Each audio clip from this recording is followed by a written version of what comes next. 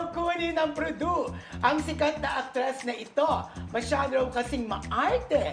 Sa isang out-of-town show, imbiyer na ang organizer dahil lahat pinapatanong kung ano ang mga kakantayin ng mga artista kasama sa show.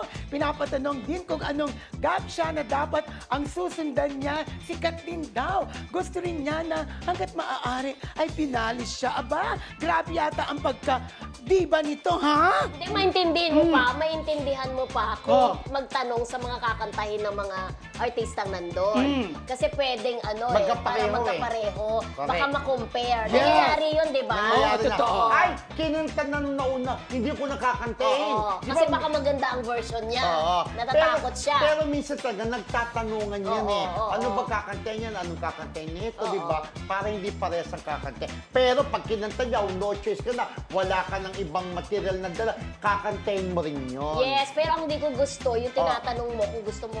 Kasi meron din tayong di ba dati, isa ring actress na ang gusto finale. Ay, yung line item ko, Oo, no? nagalit yung isang di ba, isang kolumnista na hindi mo deserve ang finale. Deserve ni ganyan. Ano, sikat din naman itong Oo, actress na to, correct. di ba? Oo. Pero Clue daw, clue daw hindi yun, niya Dres. deserve ang maging pinali. Clue kasi daw. ang pinali po talaga ang mga sikat, Yes, di ba? oo.